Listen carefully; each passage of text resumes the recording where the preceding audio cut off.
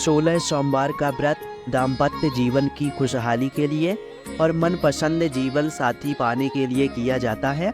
ऐसी मान्यता है कि 16 सोमवार की व्रत का आरंभ श्रावण मास में करे तो ये और भी फलदायी होता है। पौराणिक मान्यता में बताया गया है कि 16 सोमवार का व्रत रखने का आरंभ सबसे पहले माँ पार्वती ने स्वयं किया और उनकी कड़ी तपस्या और व्रत के प्रभाव से उन्हें भगवान से पति के रूप में प्राप्त हुए थे। आज हम आपको बताने जा रहे हैं इस व्रत को करने के फायदे और व्रत की विधि। 16 सोमवार के व्रत की पूजा सामग्री: शिव जी की मूर्ति, भांग, बेलपत्र, जल, धूप, दीप, गंगा जल, धतूरा, इत्र, सफ़ेद चंदन, रोली, अष्टगंधा, सफ़ेद वस्त्र। गेहूं के आटे को घी में भूनकर गुड़ मिलाकर बना ले। किसी भी पूजा या व्रत को आरंभ करने के लिए सर्वप्रथम संकल्प करना चाहिए। व्रत के पहले दिन संकल्प किया जाता है, उसके बाद आप नियमित पूजा और व्रत करें। सबसे पहले हाथ में जल, अक्षत, पान का पत्ता, सुपारी और कुछ सिक्के लेकर संकल्प करें। सभी वस्तुएं भगवान शिव की मूर्ति के आगे समर्पित कर दें।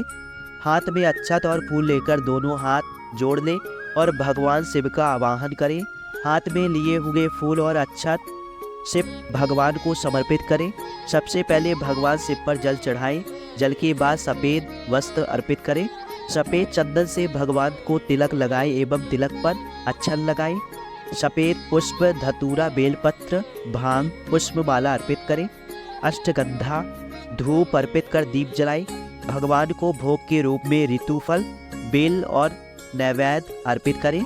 सोमवार की व्रत कथा: एक समय महादेव जी पार्वती के साथ भ्रमण करते हुए मृत्यु लोक में अमरावती नगरी में आए।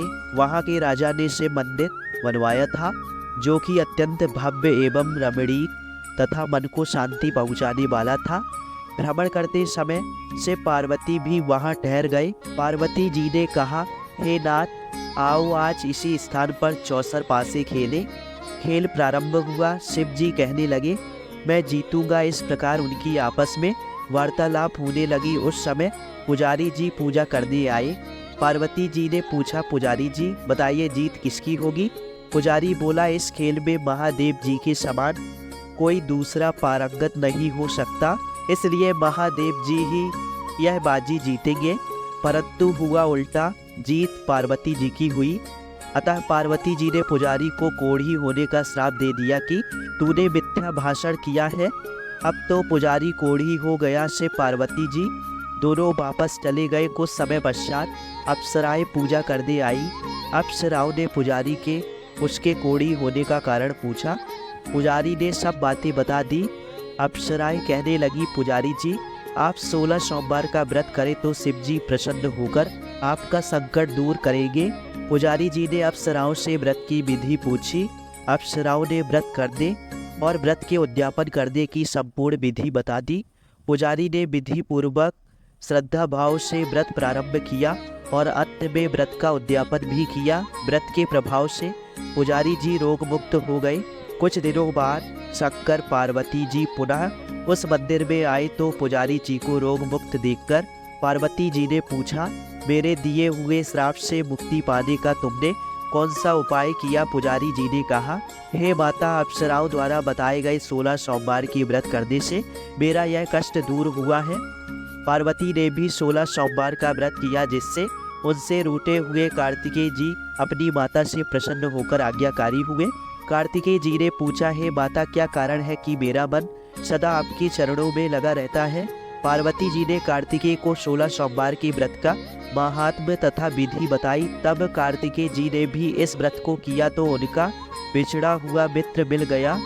अब मित्र ने भी इस व्रत को अपने विवाह होने की इच्छा से किया। फलता वह विदेश गया। वहाँ के राजा की कन्या का स्वयंवर था। राजा ने प्रण किया कि हथनी जिस व्यक्ति के गले में वरमाला डाल देगी, उसी के साथ राजकुमारी का विवाह करूँगा। ये ब्राह्मण मित्र भी स्वयंवर देखने की इच्छा से वहाँ एक और जाकर बैठ गया। हथनी ने इसी ब्राह्मण मित्र को माला पहनाई तो राजा ने बड़ी धूमधाम से अपनी राजकुमारी का विवाह उसके साथ कर दिया। तत्पश्चात दोनों सुखपूर्वक रहने लगे। एक दिन राजकन्या ने पूछा, हे नाथ, आपने कौन सा पुण्य किया जिससे हथनी ने आपके गले में वरमाला पहनाई?